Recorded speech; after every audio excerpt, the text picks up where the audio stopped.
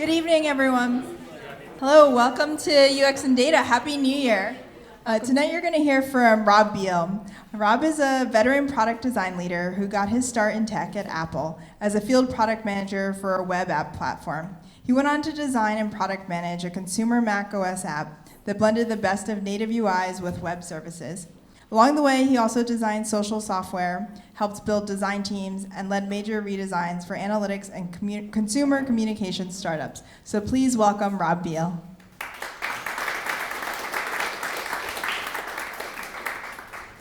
Hey guys, thanks for coming.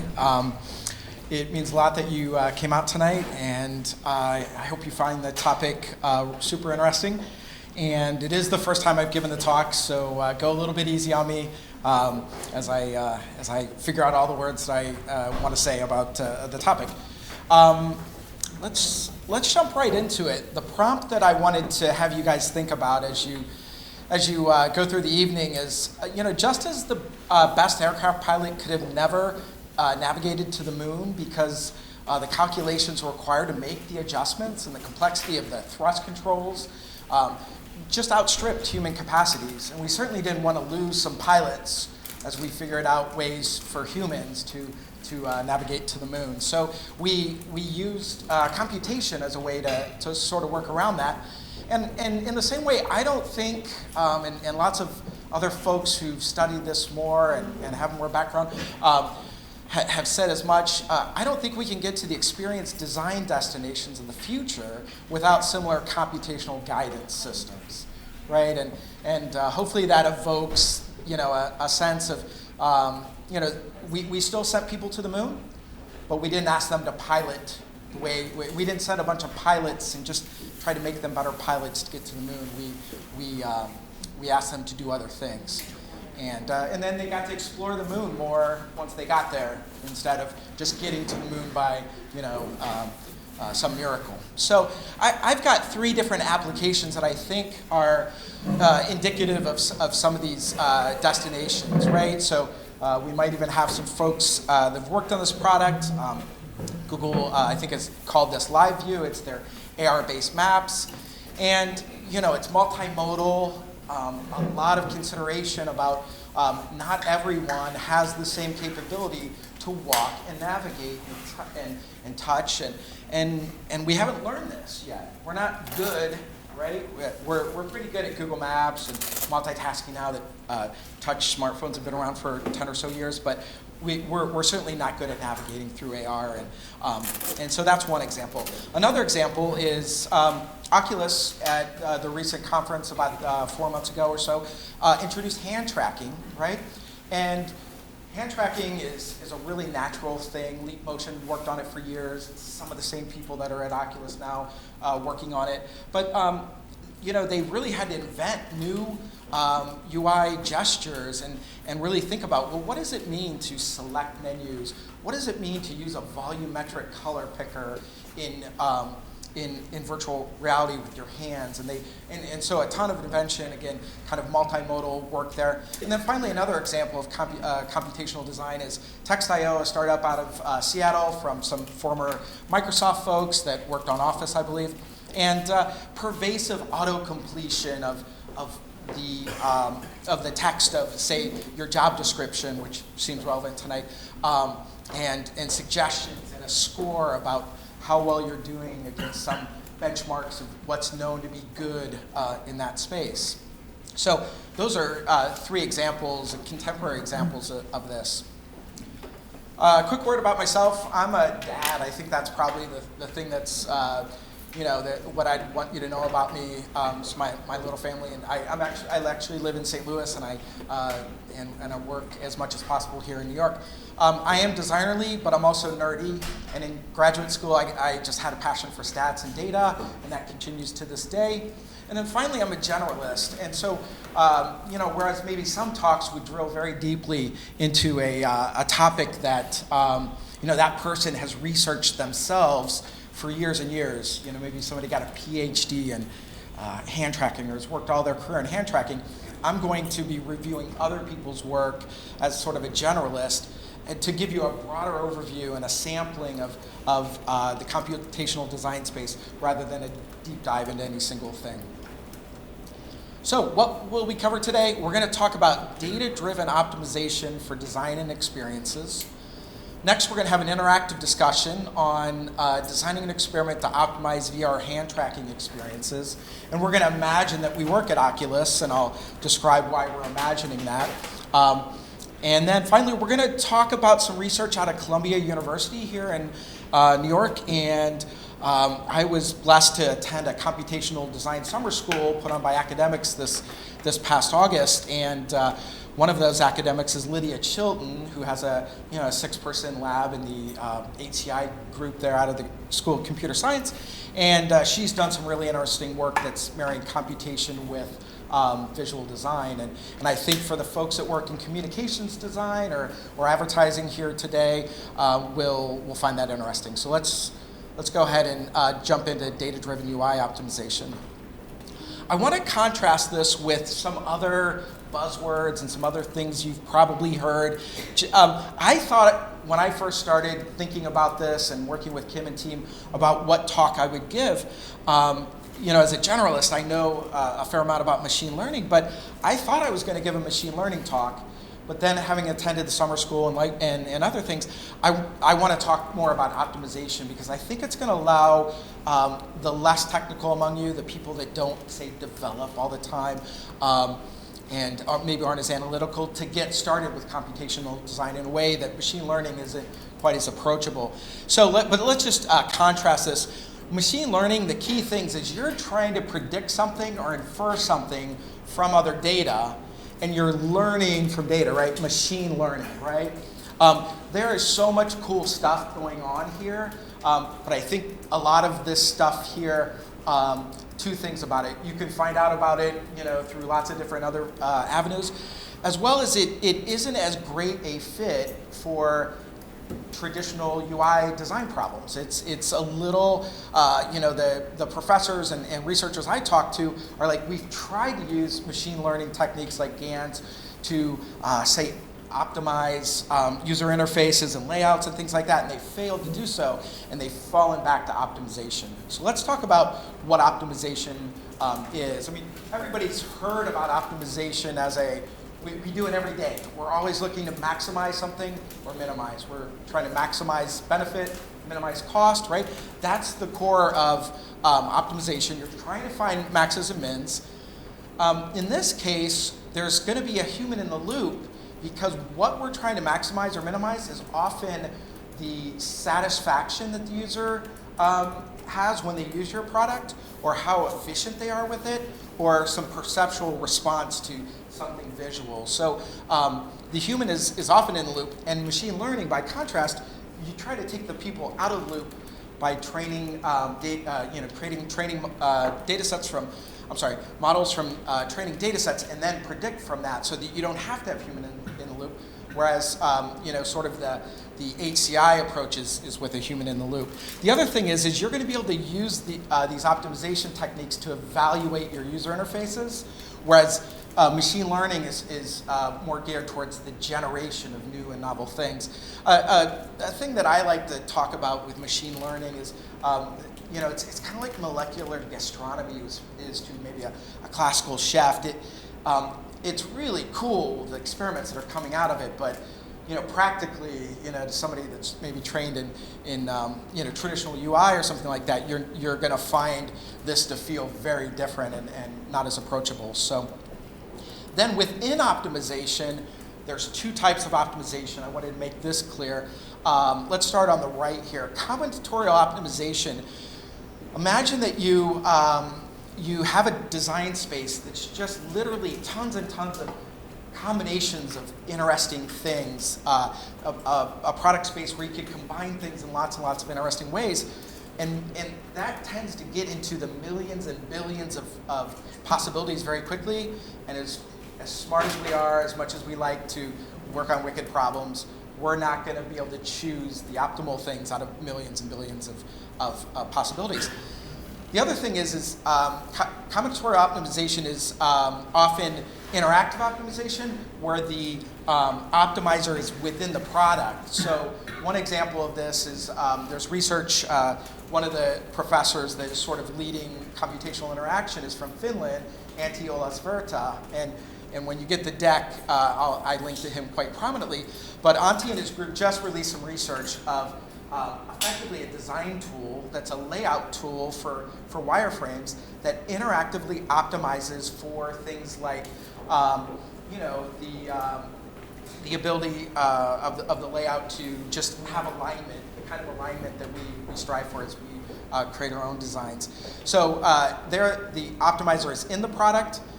So let's contrast that with what's called Bayesian optimization. This, you might think of combinatorial optimization as a way to, that might be the computational guidance system that allows you to go to a planet or go to the moon. And then Bayesian optimization is maybe the thing that's going to control the exploration of the moon. So if you had a rover on the moon, combinatorial optimization gets you there, and Bayesian optimization allows you to explore it.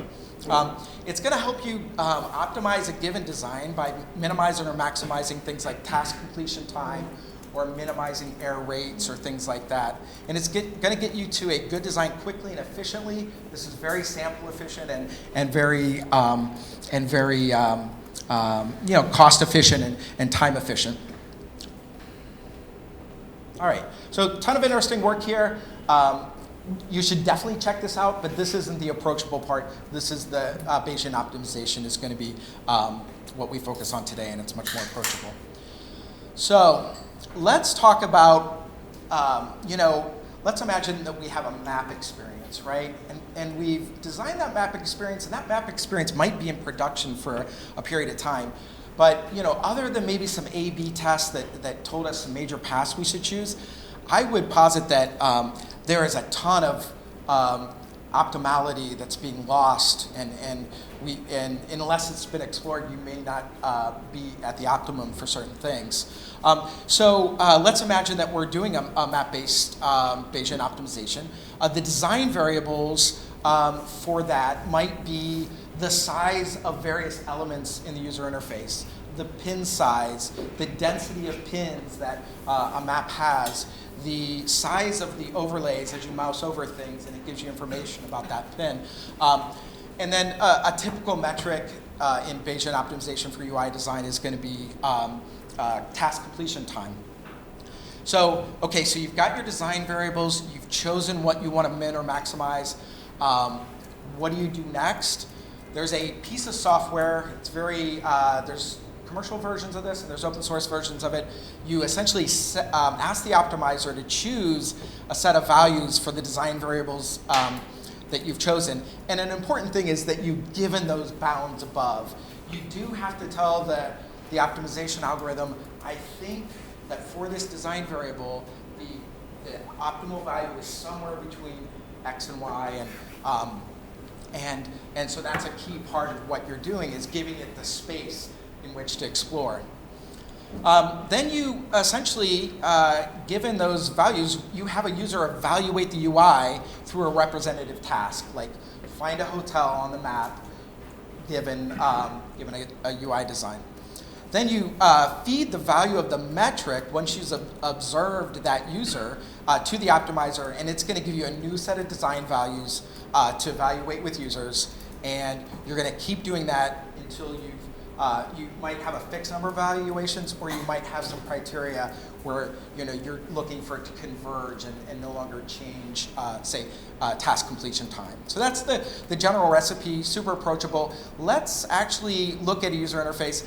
There's researchers at Cambridge University that are combining crowdsourcing with Bayesian optimization in a map UI. And what you can see them doing here, imagine searching for a hotel.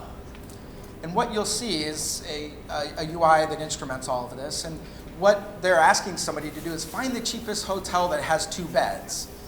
And the design parameters are the size of the overlay, as well as the time before the overlay appears, or the time after which it decays and goes away. And so if you do, if you have either of those that are too low or too high, you can very quickly have an interface that doesn't make it easy to optimize. So you're seeing a much larger overlay here. The task is find the most expensive 5-star hotel. And so this is essentially what you present to users. They make their selections. They've also done some things here, like saying, I'm rating much worse, worse, about the same, better, much better, between the two things that you just showed me and I rated. All right, so they also did this for AR maps, or I'm sorry, mobile VR in this case, and mobile AR as well. So this is the type of testing. Obviously, in an academic setting, it's a bit contrived. It's but this is the kind of UI that lends itself to this type of optimization. All right, so let's see what, at a glance, if you were to read this paper and try to summarize it, here's what you would see.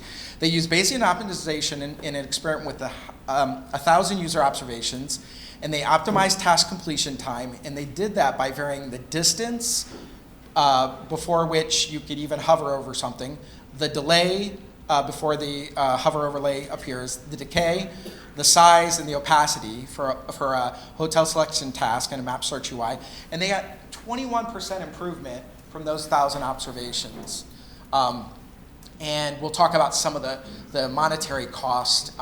But in addition to getting that 20.7 improvement in task completion time, they also got something that's really important as they think about evolving the UI from there, which is they learned that their completion time had strong sensitivity to decay and size, but not as sensitive to other things. So here's that sensitivity, right? Distance, delay, and opacity, quite flat, no inflection, anything like that. Decay and size, really sensitive. Task completion time is really sensitive to that. And I would challenge you to go to your design teams and think about one of the major experiences, one of the major interactive experiences in your app, and ask them, what are our design dimensions and which ones are most sensitive? Which of those dimensions are metric, whatever metric it is, task completion time, for example. Ask them about the sensitivity of that, and I would suspect that lots of folks would have trouble answering that question definitively. Had you run a test like this, you would very much know that decay and size are sensitive, as well as where they're minimums. The other thing is as you think about evolving this, you want to evolve this in a way that doesn't, say you've done the optimization, you don't want to lose that optimal value because somebody new to the team thinks this needs redesigned for whatever reason, but maybe wasn't around to learn this sensitivity. This is essentially a model of your UI, and a model in a sort of mathematical sense. And so you could show this to the naive designer that's saying, oh, I'm going to go mess with that decay value, or I'm going to change the size of that for whatever motivation they might have. And you would really want them to know how sensitive task completion time was to those things. All right. Let's see here. All right. Has anyone seen on Apple.com maybe a few months ago, around the September timeframe when Apple relaunched the Fifth Avenue store, this 3D spinning cube? Did anybody see this? Yeah, somebody back there saw it.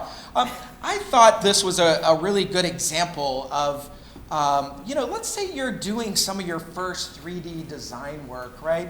It turns out Apple actually published this not as some interactive WebGL thing. It was actually a movie that was just, this cube is rolling around and showing the Apple logo or showing text. But somebody re-implemented it in WebGL. And I think, when you're new to Medium, for example, and you're doing your first 3D design, you may not have an intuition for all of these variables that your programmer has said, I can change any of these things. These are all variables that are exposed. This is Dat GUI. Anybody ever utilized Dat GUI with a developer when you're creating a new widget or something like that? effectively, you've got like, I don't even think the screenshot could get them all, but let's say 20 some sliders that you can, parameters of this design, and you just may not have certain intuitions, and you have, one of the Oculus researchers said this well, you have the curse of prior knowledge and the curse of experience. So you, the designers, like, oh, I want this thing to spin really fast and be really dramatic, and it felt right to you, but you really should get that in front of 50-year-old users, kids, anybody that might experience this. So effectively, this is the type of thing that is really amenable to a quick Bayesian optimization, right? You get it in the ballpark, you use these controls to sort of set your bounds, and then you feed that to the optimizer, have users evaluate it, and come back and come back with a more optimal design. And so there's a researcher called Yuki Koyama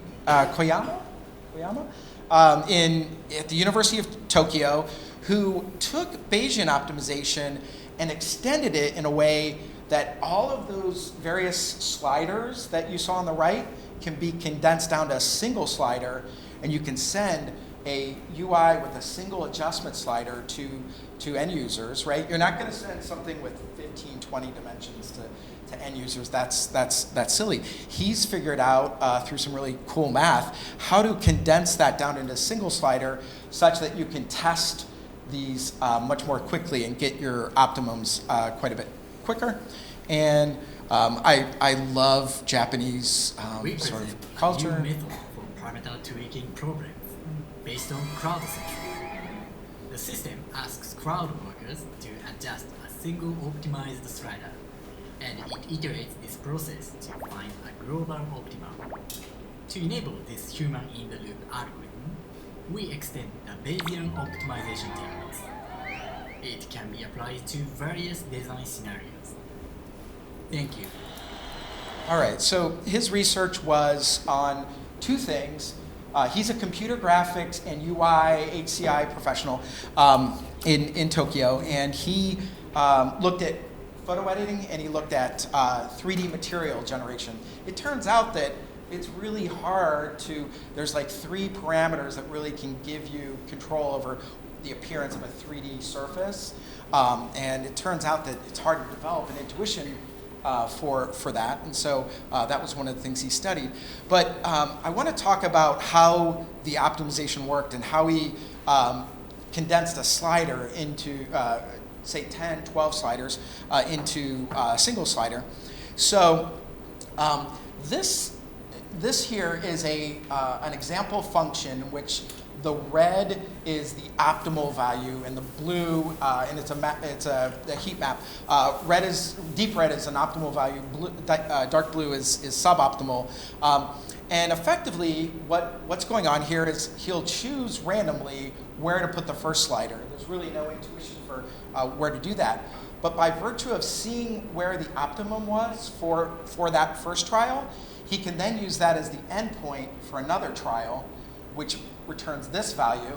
Turns out in just a couple of trials, he's quite close, but he really does need to explore some of the other dimensions. And effectively, this single slider will be adjusting lots of those sliders at a time and allow you to get within 6 trials, you're very close to the optimum value. And what you're seeing down below is the notion of expected improvement from the next slider.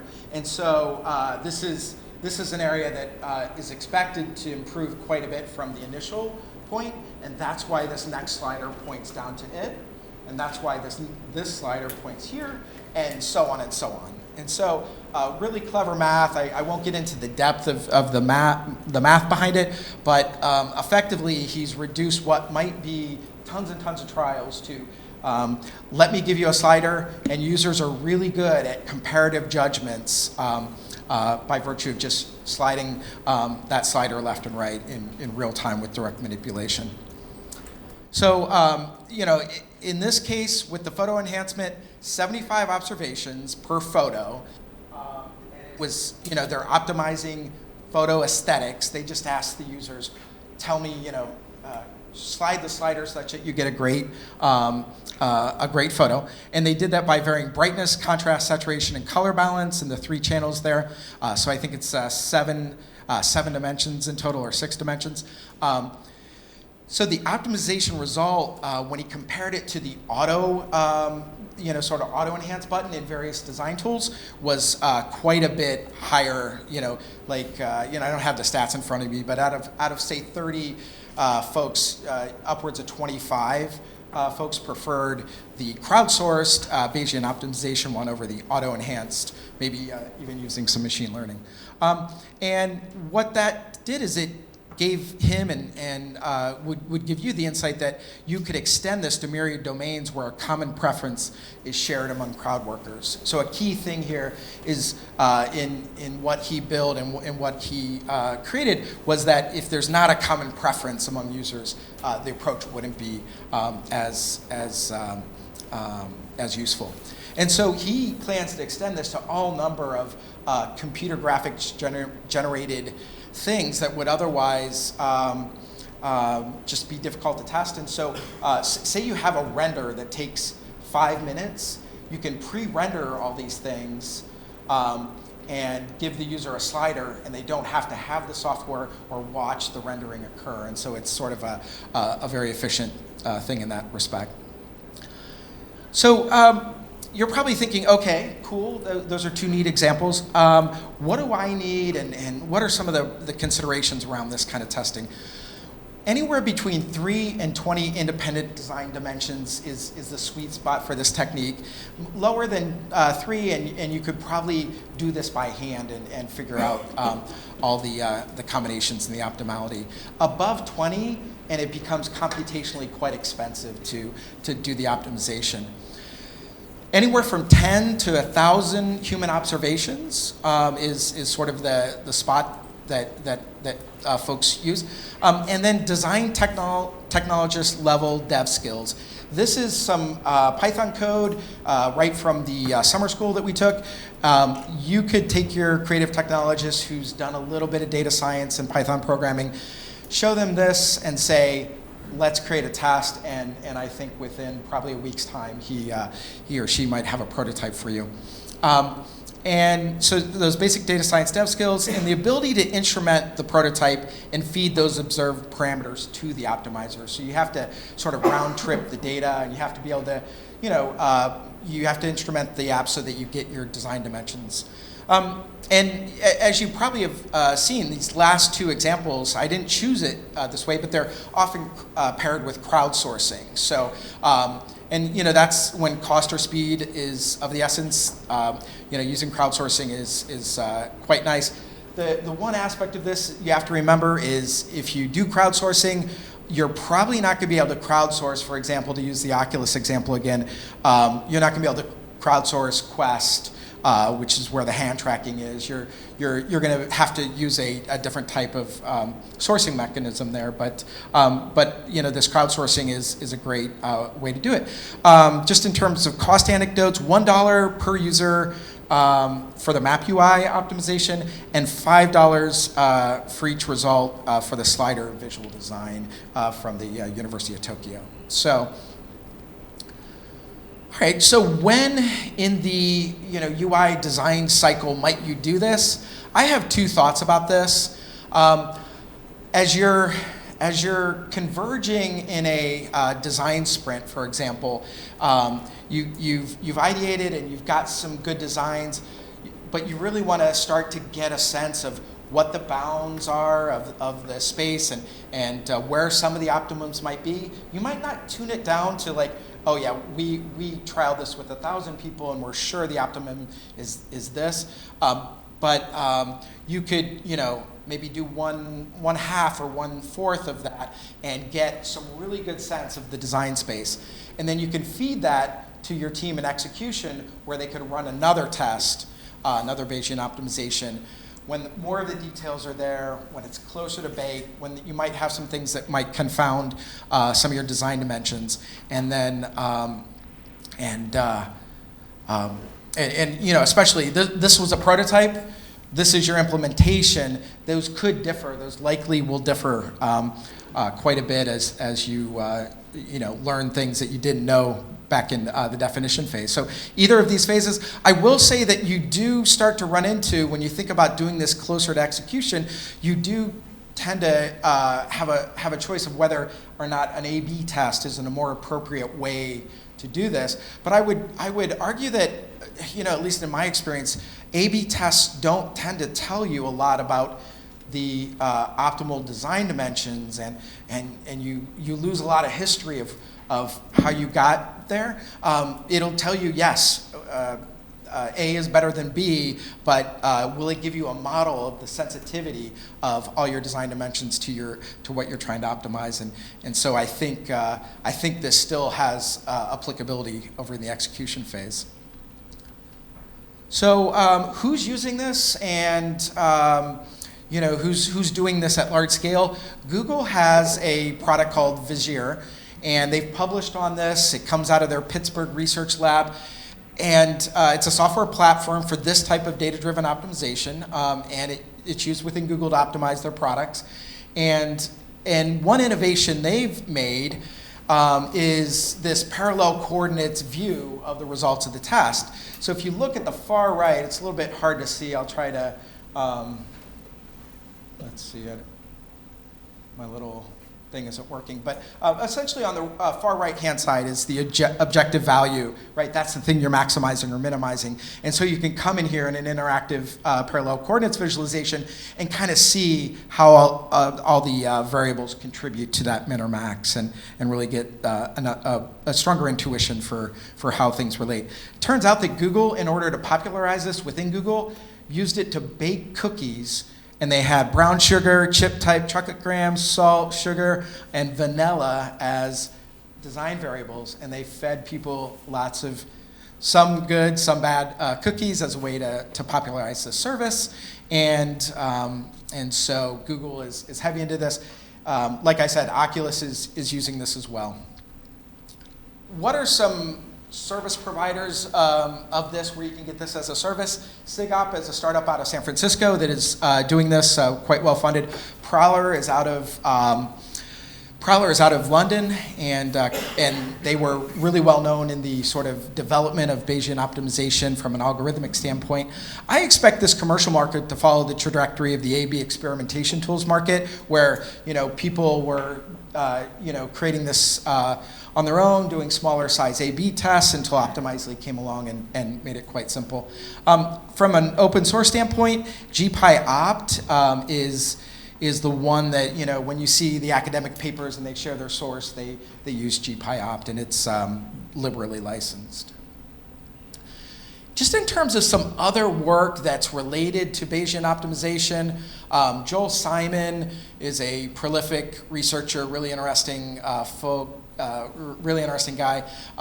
He's working on genetic algorithms, which are closely related, from a mathematics standpoint, very closely related. Here, he's taking conventional design and using a genetic algorithm to optimize the layout of an architecture. This is, I think it's actually a school or something school-like, and there's no, in this algorithm, there's no optimization for cost or feasibility, but I think what's going to happen is we're going to start really examining, can we build things like this, because he's shown that you get improvement in lots of things we care about, like how quickly can I get from one room to another, in office layout, how quickly can I get to a colleague, and you want to minimize that distance.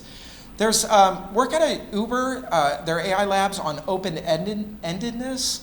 It's really interesting, a guy that came out of academia that's found a home at Uber, and he's got a small lab there, and that's related to this, although quite different in the objective, but related, and I think everybody that's designerly would think that work is interesting.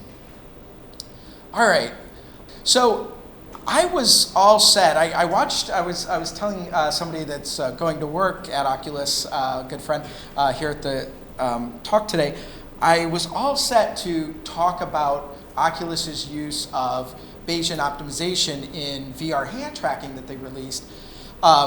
but they were really, I'll be honest with you, they were really not wanting to share it. I think that work is so new that they didn't want to share it. But in their talk about hand tracking and the UI design of it, they shared quite openly that they were doing optimization. And so what I'd like you to think about when you get the deck is, let's imagine we work for Oculus and we've been tasked with the optimization of its V1 immersive hand tracking, specifically optimizing the platform UI elements. So it turns out that in what Oculus has done is they have a pinch gesture for your hand, and that's sort of like a click, but it's there's a pull gesture for all of these elements that either a pull or a push that controls them. And so what's really cool is by virtue of having hand tracking, you can now consider a volumetric color picker, which is actually a more natural way to pick colors. It's like this, like the people who know color think of it like a volume, not as a little 2D color picker that you gotta move a bunch of stuff around. This is a much more natural way to do it. So they've done some of this. The thing that I would say is that the gesture recognition probably uses machine learning, and I think that's a less interesting problem than if you were to be tasked with optimizing these elements, what would you do? What kinds of things would you choose? The deck will have some sort of raw materials for that, and I just, in the interest of time, I wanted to go past this. So we'd ask what design dimensions, what min and max, what types of prototypes and tasks would you create, and some other considerations. The last thing I want to talk about is design tools that recommend, and this is that work out of the Columbia University's Computational Design Lab. So visual metaphors. I am assuming that today somebody in this room or somebody nearby was tasked or given a brief to create a combination of visual elements that say two different things and create images that convey a message symbolically. So Brazil takes off, right? You know, jets taking off, clearly an iconic part of the capital of Brazil, I think, or a major city in Brazil. Beware of the heat, Tabasco, obviously conveying fire and fire extinguishing, as well as I believe this one was on global warming, and it's conveying the Earth warming as an ice cream cone. So these are visual metaphors, and these are used in advertising quite a bit. I think here's another set of them: Red Bull with batteries, and a pasta company with pasta fireworks. So these are used quite a bit. I personally love the gun with cigarettes to convey exactly what those cigarettes are doing. So Lydia and her team at Columbia wanted to study how could you computationally assist designers in making these things, and they did a series of research that is still ongoing, and I'll just walk you through that. But the first thing they ask is what makes a good one, and they boil that down to two different things: are both objects identifiable, and are the two objects integrated into one object? And so you're seeing on the right there, they're combining the concept of football and dangerous. Pretty well done on the right, feels integral, both identifiable. On the left, not integrated, right? So that's an example of one that fell flat. I mean, certainly you could consider that in development as a way to a path towards a better one, but certainly not meeting some low bar. So creating these is hard. There are people that specialize in this. So Lydia said, can we create computational tools for this? And the first thing they did was called VisiBlends, and it's a tool for prototyping these visual blends. And they really found that novices were so much better as a consequence of having these tools in creating VisiBlends. Here's one example. On the right, unassisted, when you ask people to combine New York City and nighttime, you get a lot of moons with square photographs, cropped in them or masked in some way. But with VisiBlends, what you got is something much more novel, where the bigger Little Dipper there as a Metro card. And what Lydia says is you'll see hundreds and hundreds of approaches where somebody's putting like the moon against the New York skyline, but you'll rarely see the thing on the right. And so you get much more novel outputs when you use these tools. So the big thing about VisiBlends and what it does is it has a very simple computational algorithm that once you annotate, for example, you've got Starbucks and summer, and the brainstorming, the associations, coffee, frappuccino, and then summer beach, sun, swim. You annotate the shape, right? Shape is really the big important thing when you're creating these visual blends. And then it does some sort of geometric shape matching, and it, for example, prefers two circles and gives you a combination of those two things, and then some colorization gives you the final output. But a big aspect of VisiBlends is annotating the shapes, comparing the shapes, and it'll give you a bunch of options where the shapes match well. And again, 10x improvement in novices' ability to create these things. But what they found is these were closer to prototypes than what the artists were creating that do this full time. They also found that when you go to Google image search, you get a lot of things that don't contain shaped objects. You get a lot of just photographs of scenes that have just a lot of objects in them, but no identifiable object. And they built Symbol Finder, which is a combination of some AI and knowledge bases to find concrete images for abstract terms. And here they started with a search for camping, and very quickly got a bunch of related items. And this part of the computational aspect of this is a set of algorithms called Word2Vec that assist this. And you're very quickly seeing that there's campfires and marshmallows, and you're getting some fishing photos there with real identifiable objects.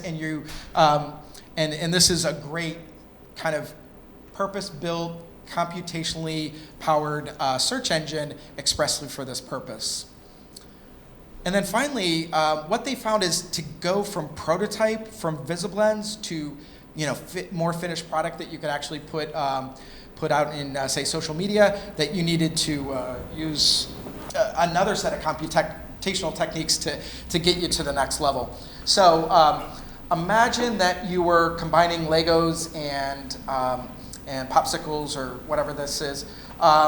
One of the things they do programmatically is automatically extract backgrounds, and they use some kind of new neural sort of background removal stuff that is great, a great fit for machine learning. And we've got these two things. They sort of affine transform this to kind of be at the same kind of direction as that, and you get a start. But the silhouette is missing. The silhouette that you had here is missing. And so there's a computational technique or a computational tool called GrabCut that is used quite a bit. That masks it out. And then you use a variety of ways to sort of multiply and essentially combine layers and combine colors. And so you can multiply the color, and then you get something that really feels natural, and VisiFits does that for you, or VisiFit. And 97.5% of the cases improved as a consequence of VisiFit, and 65 were publishable quality. And Lydia and her team are now taking this one step further. I think the animation is running here. Maybe I need to see if I can click on that. Oh, there we go. I need to click on that. So taking that static image, which is a VisiBlend, taking this reference video, and giving the VisiBlend, the visual metaphor, giving it that reference motion, and I swear there's a video there. Ah, there we go. And so now you've really made this a lot more believable, right? I mean, people with short attention would be like, I don't know why they had an egg over there. I didn't get it. I was running to the subway. But this is eye-catching, and it really reinforces it. The other thing that they're doing that isn't on the slides here is they're combining, so a lot of these were noun-to-noun combinations. They're also doing noun to verb. And so you can imagine a volcano erupting and something about a person erupting. You could make the person's lips look like a volcano that is erupting. And so there's lots of interesting ways that this could be taken, and they're pursuing it. Lydia is really open to collaboration. If you guys are in communications or work for an agency that might need these tools, go find her. She's great, super accessible, and she's one of the pioneers of sort of computational interaction. And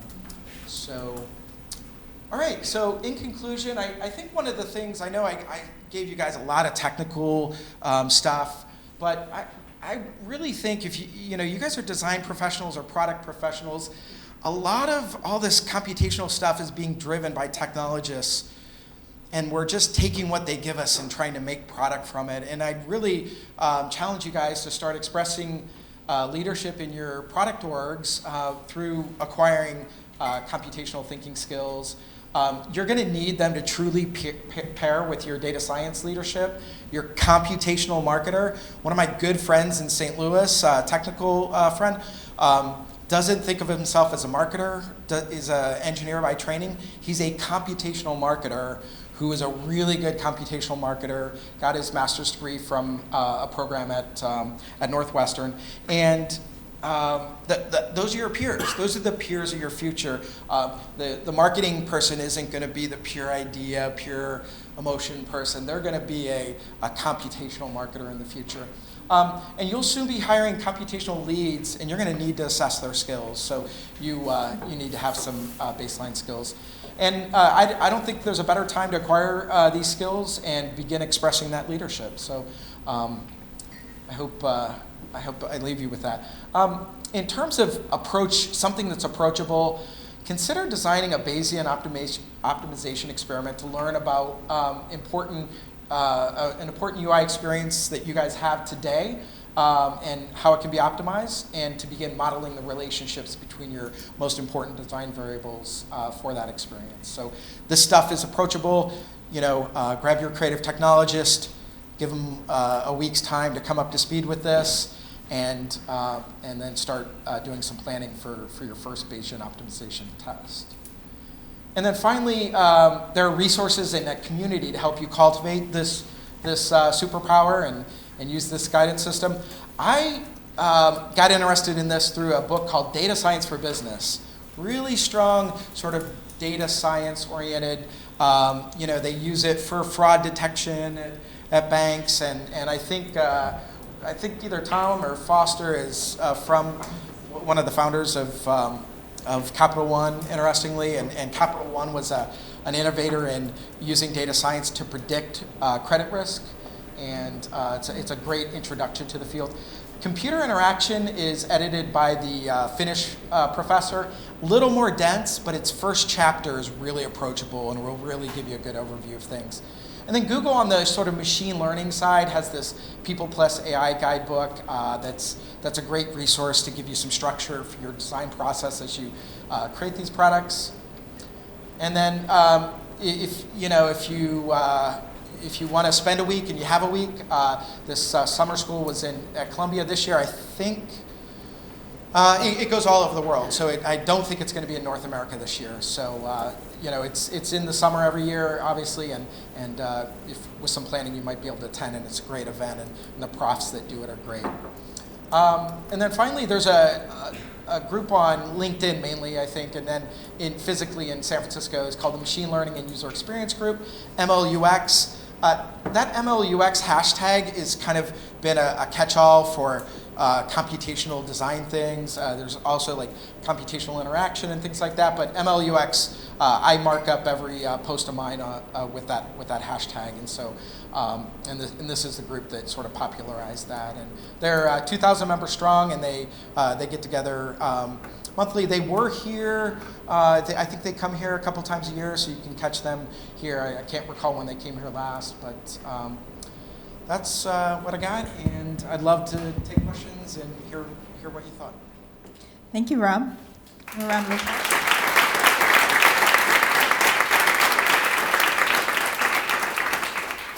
If you have a question, just wait for the mic so we can make sure to get your question on the video. So, For the Bayesian optimization, have you seen the tests where, have you ever seen a test where they've paired the user's sentiment along with the time or whatever you're trying to optimize? And I'm asking because outside of that, I've seen 2 cases where the optimal design was not the most favored by the user, and how, so have you seen? That is often called multi-objective Bayesian optimization. There you have to trade off the objectives, and you have to give, you have to either create some formula or have some intuition for how you want to trade off those things, efficiency and sort of preference or an emotional sort of response to that. So you just you have to find a way to decide which of those is most important. There are some algorithmic things that if you have multiple objectives and you tell it, how to trade those off, it'll do the math for you and give you an overall preference and an overall optimum. But you have to feed the sort of optimizer that information. So my question is actually related. For the Bayesian optimization, how do you pick the right variables? And because there's multivariate, and how do you know if you're going to test them together? But then also, a lot of it, does it all start with intuition, or is there an algorithm to help you to pick the right variables? Because as we saw in the last example that you showed, when the algorithm was helping find the images, people were able to find more creative things than they would have otherwise thought of. Yeah, the visiblens. You're talking about the visiblens. Yeah, so that's a good set of questions, and I want to think about how to respond. Well, I think we all have intuitions for the things that we can control. So I wouldn't advise you to choose design dimensions that you could instrument but not control very easily. Or I would also warn you away from design dimensions as design variables in Bayesian optimization where they could cause the UI to fall apart, right? And so, you don't want to be asking people to complete a task with the UI when you give it those design variables kind of falls apart. Maybe the layout breaks apart, or it just isn't testable at that point. So, but otherwise, I think you can use. This is really practical. You can use some of your earliest tasks to inform whether you chose the right design dimensions. So if you're seeing that nothing's informative and you're not seeing any sensitivity to those things, those are what we might call uninteresting, right? They might contribute to some other metrics that are interesting, but the thing you're testing, like efficiency, if it doesn't move efficiency or it's not sensitive to efficiency, then it's not a good design dimension. Go look for other ones, and you have upwards of 20 before this gets more computationally expensive. And there's nothing to say that you can't, after running your first task, see that certain design dimensions weren't informative and go choose some other ones and test those. So it's more like a general question. What's your vision for designer in the future? As someone who is in their early career, I was told you need to learn about how to code, then you can be a designer, and now you have to learn about data science to be a designer. So what's your vision of a future? What kind of role as a designer in the team, and what kind of knowledge you need to have? Sure, that's a great question. I never believed that you had to. I never believed you had to code to be a a great designer. I believe that you had to have a team of people with analytic skills and pure design skills, and I'm a huge fan, and I've actually played the role of the creative technologist that amplifies a designer, that I'm never going to ask to know the details of any of this, but I'm going to inform them that what you're trying to do computationally is really difficult, or tell them about the things that are easy, or tell them about the things that are hard to experiment with. And so I don't believe that you have to become a data scientist to be a designer in the future. I do think you need to pair with somebody that can do that. And I do believe that you're going to have to think more in terms of probability and things like sampling. So I do think you're going to have to learn some concepts, right? But I don't think I wouldn't have any designer that wasn't comfortable going into that Python code and writing the optimization code, right? They should just find a creative technologist comfortable with doing that and pair with them and understand deeply, oh, that didn't work because X, and I saw that in code, and so, and create some of those relationships and connections. But I do think, as a design leader, as a future design leader, you're just going to be sitting next to people having conversations that are all about probability and about counterfactuals and how do we communicate this subtle thing. The other thing as a designer that I think you're going to have to be able to do is work with your team to figure out where these systems fail, right? Because your job as a designer is contingency design. That's a huge skill that is just really important. These algorithms work really well until they don't. And then they fail miserably. And as designers, we're going to be the ones, the backstop that make sure we either don't let that thing ship if we can't come up with an experience that ameliorates the concern, or if we feel like a machine learning classifier is going to do more harm than good. We're sort of, I feel like the people in the organization best to say, nope, we're not shipping that. Yeah, those are just some general thoughts. Can you just explain that parallel coordinates graph, like the Google one? Yeah. Let's see if I can bring that up. Yeah, so Google, as part of their Vizier platform, you want to see your design variables at a glance and interactively and see how they contributed to an objective. And so the way I saw this is this is your objective value. These are better cookies if you're maximizing satisfaction. And you can click on what combinations of things led to the better cookie. And then down here, poor cookies and vanilla. It looks like vanilla might have been something like a categorical variable. But let's look at maybe salt. You can see that things are quite sensitive to the salt level, so you could just start to get a sense for how the variables relate to one another and how they contributed or didn't contribute to the objective value. So in a way, it's the slides that I showed. It was 5 graphs or 4 graphs showing the sensitivity to task completion time for the mapping thing. It's similar, and honestly. You can sort this, which is a nice way to look at things. The other aspect of a parallel coordinate visualization is that it can do categorical and sort of continuous things at the same time, and that's one of its benefits. But I feel like it's, some other people have copied that, but it was a nice sort of innovation for the field. Right here. Yeah, sure. Okay. Great, thanks. Great talk.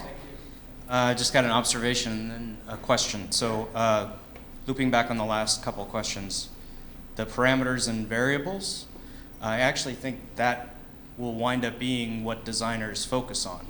Determining the boundaries. What's the best sandbox to play in? What's going to have the most beneficial overlap and interplay of results? and goes right into contingency design as well. The question is, I'm seeing a lot of these examples are designed for a single objective function, and I'm wondering if anywhere in computational design there's the approach or attempt to say, like, I'm going to have that Apple cube spin this way for this kind of user, and spin another way, so that there isn't a single interface or result across the board, but it's actually optimized to segmentation. Yeah, that's a really good point. I think one of the things that these computational guidance systems, one of the destinations they're going to take us to is more personalized interfaces, more adaptive interfaces, not just beyond, oh, we saw that there was a wide range of users and they kind of clumped into these 3 ranges. Let's put 3 preference buttons in our preference UI and allow those people to figure out who they are. That's not really great. What I'm talking about is the ability to, after a couple uses, infer that somebody's struggling, right? Knowing how they're struggling and be able to adjust the interface dynamically to step it down. A good example of this, and one thing I hadn't talked about, is Bayesian optimization is really big in gaming. And so gaming's highly interactive, and you want to have an otherwise hit game with great visuals and stuff fall flat. Make it too hard or make it too easy on average, or don't adapt to the user's gameplay, and you'll ruin your gameplay. And so it's just a huge part of gaming experiences. And I would say, I'm not the first to say this, I see lots of people saying this, is that all of these UIs are evolving to be more game-like, right? The data visualization guys, there's a great data visualization guy that started to think about how data visualization, how we can take the things we've been learning from creating games and make better data visualizations. The UI folks, I think, are coming to that same conclusion, and so like I would say, a good quarter of the papers on Bayesian optimization that aren't pure algorithmic papers, but actually applications, are a quarter of those are for gaming. I think we're going to wrap it up there. So thank you very much, Rob. Can we give him another round of applause?